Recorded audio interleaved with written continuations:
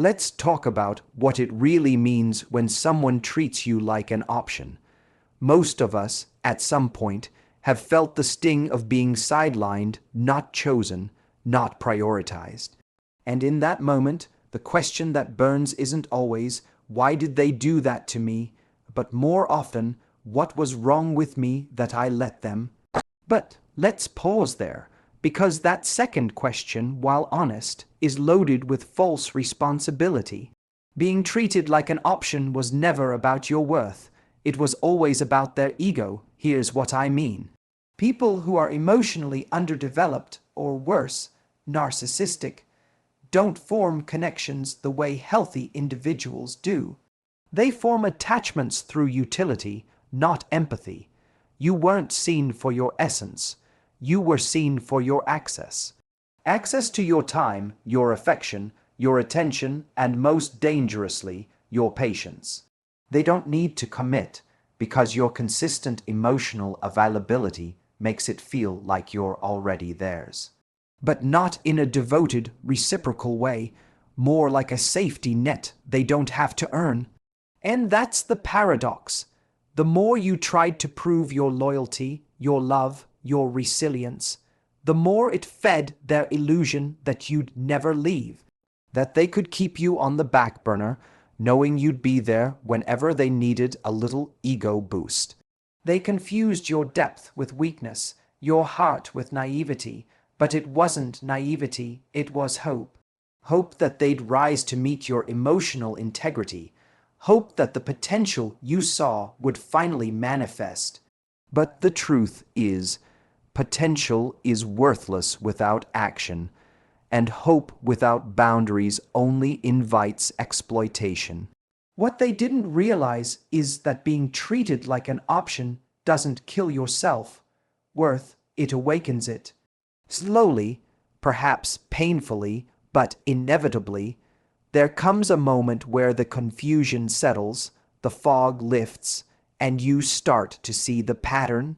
And that's the moment everything shifts, because suddenly their validation doesn't feel like a prize. It feels insulting. The scraps you once accepted now look like breadcrumbs. And here's the thing, when someone has spent so long assuming they own your attention, nothing scares them more than your clarity. Your realization is their reckoning. That's when the pain starts, not for you, but for them. When you were still uncertain, still trying to earn their full presence, they felt in control. They held the power, but the moment you saw the truth for what it was, that you were being managed, not loved, that power dissolved. You stopped explaining, you stopped asking, you stopped waiting, and in that silence, they felt something they weren't prepared for, the consequences of their emotional negligence. You see, people like that don't miss you when you're around. They miss you when they realize you're no longer emotionally accessible, when the texts they ignored are no longer coming, when the invitations to connect are gone, when they look for you in their usual moments of emptiness and you're not there to fill them. That absence, that's the pain, that's the cost, and ironically, it's the only thing they ever truly feel loss. Not love, because love requires presence. It requires humility, and most importantly, it requires choice. You weren't chosen, not because you weren't worthy, but because they didn't have the capacity to choose anyone beyond themselves. But don't let that diminish your story. Let it define your standard. Let it remind you that your time, your energy, your heart, they're not commodities to be traded for temporary connection. They are sacred, and if someone can't see that, they don't deserve access to them. And here's the deeper truth. When you stop being an option in someone else's life, you become the main character in your own. Their pain isn't your victory, your peace is, your healing is. The way you rise, quietly and unapologetically, without asking for closure or revenge, that's the power they never saw coming. That's the moment you stop being background noise in someone else's narrative and become the author of your own. So, the next time you wonder why he feels the pain now, remember, it's not because you begged or pleaded. It's because you finally stopped. You stopped giving him the version of you he never deserved, and you started becoming the version of you he'll never have again. Let him feel the loss. You've already found the lesson. It's easy to believe that the loudest way to make someone feel your absence is through confrontation, to call them out, to make them see the pain they caused, to finally get them to understand. But here's the uncomfortable truth. People who treated you like an option rarely respond to words. They've already tuned you out. They're not listening to your explanations, your vulnerability, or your tears. What they hear and what cuts through their self-centered world like a knife is silence. Emotional detachment is not loud, but it's seismic. It's not dramatic, but it's unforgettable. And for someone who thrived off your emotional engagement, your detachment is the most painful wake-up call they could ever receive. This is especially true when we're dealing with someone narcissistic, emotionally immature, or just plain entitled. These are people who confuse emotional reactions with emotional availability. When you argue with them, when you plead, when you try to explain why their behavior hurts, they don't see that as a sign of their wrongdoing. They see it as proof they still have your attention. They read your pain not as a red flag, but as reassurance that they still matter to you. As long as you're emotionally invested, even in conflict, they feel in control. That's what makes detachment so powerful. It rewrites the rules of the dynamic. It tells them, without a word, that you are no longer participating in the emotional economy they built. You're no longer trading your energy for their crumbs of validation. And that, for someone used to being the emotional center of gravity, is devastating. It forces them to confront something they never prepared for, the version of you that no longer revolves around them. You see, when you finally detach, something subtle but profound happens. Your silence stops being empty. It becomes loaded with meaning.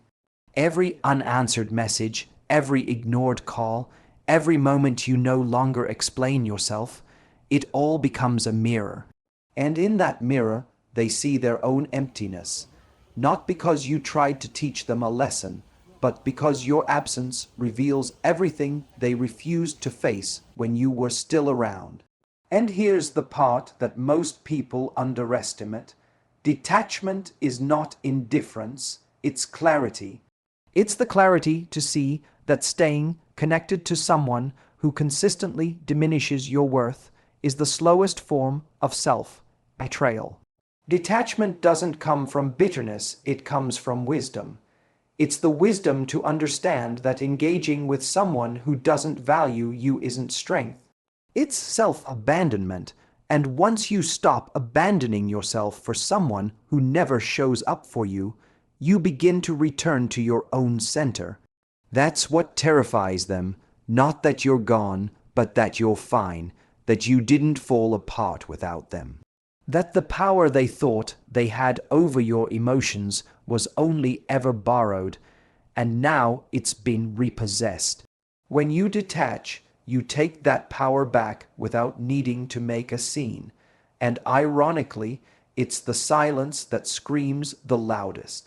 It tells them, you don't get to dictate my value anymore. Of course, there will be attempts to pull you back in. That's part of the cycle.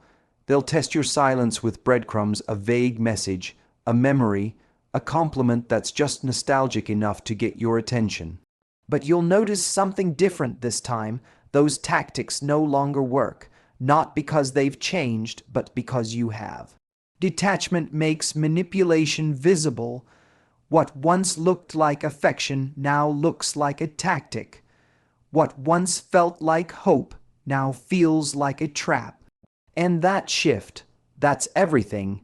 Eventually, the person who once treated you like an option begins to feel the weight of your absence, not because they suddenly grew a conscience, but because they lost access to your compassion, access to your loyalty, access to the version of you that stayed even when you weren't being valued. That version is gone now, and what they're left with is silence, not punishment, not revenge, just the consequence of their own behavior. So when you think about detachment, don't confuse it with withdrawal. It's not about hiding. It's about standing up.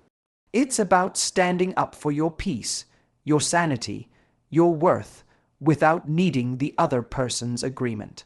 And the most incredible part, you don't need to prove anything anymore, because peace doesn't need permission. It just needs a decision, and maybe that's the most powerful truth of all. You don't teach someone to value you by fighting to be seen. You teach them by refusing to be invisible.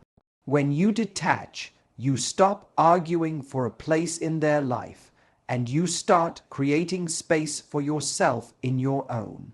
Let them feel the silence. Let them face the void they created. Because the moment you stop chasing clarity from someone who thrives on confusion, you give it to yourself. And that clarity, that's where the real healing begins. There's a common misconception that the ultimate revenge is making someone regret losing you. That if you could just prove to them how amazing you are, how wanted, how successful, how fulfilled, it would somehow validate your worth and make the pain they caused dissolve. But that mindset still centers them. It's still about being seen through their eyes. The real shift happens when you no longer care about revenge or validation. When you stop needing them to recognize your value because you've already reclaimed it for yourself. That's where the real transformation begins, and ironically, that's exactly when they start to feel it. See, a narcissist, or anyone who once treated you like an option, doesn't feel the weight of their choices when you cry or plead or try to prove something. They feel it when you disappear and then resurface as a completely evolved version of yourself, when you're no longer fighting for them but investing entirely in you. When your focus is no longer reactive, it's intentional, it's future, forward, and that shift isn't just healing, it's powerful. Because now your energy isn't tied up in trying to be enough for someone else. It's fueling a life where you are enough and always were. When you start rebuilding yourself, you're not just recovering from what they did to you. You're redefining what you allow, what you tolerate, and what you believe about love. And that reconstruction process, it's louder than any argument, any closure conversation, any emotional breakdown. Because while they're still cycling through shallow connections, trying to find the next person who will mirror back a flattering version of themselves, you're outgrowing the entire game. And that's what they notice, not because you tried to show them, but because your absence has become undeniable in the best possible way. This is what makes your growth so impactful. It doesn't seek permission. It doesn't ask them to notice. It just happens organically, quietly, but unmistakably. And when it does, it sends a message they never expected. You didn't need them to become whole. You were never waiting for their apology or approval. You were just waiting for yourself. And once you show up for yourself in that way, you become untouchable in the exact sense that they used to exploit, emotionally unavailable to them, but fully available to you. It's a painful realization on their end, because for someone who once saw you as a fallback, it's disorienting to see you rise, to see your glow return, to watch you become magnetic not because you're trying, but because you're finally free.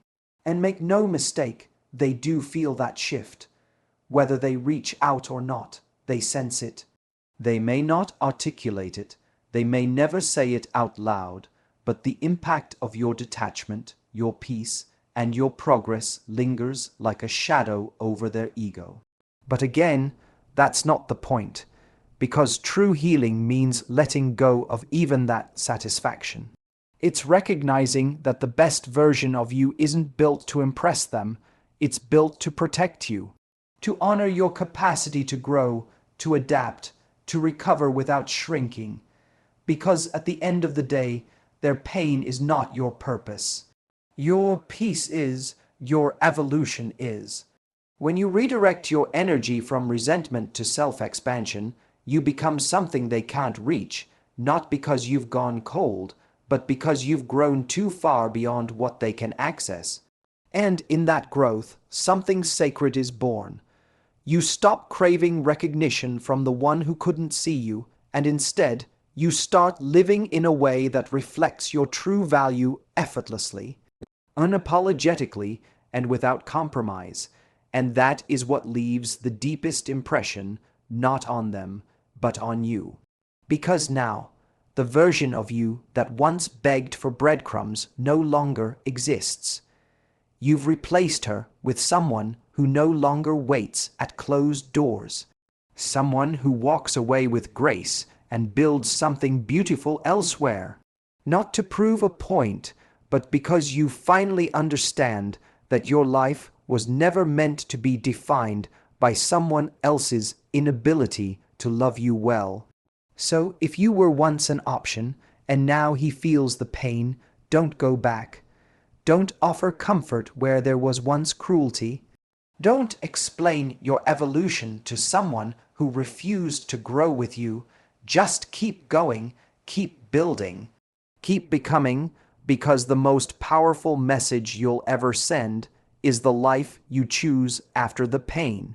Let that life speak for itself clearly, boldly, and without looking back.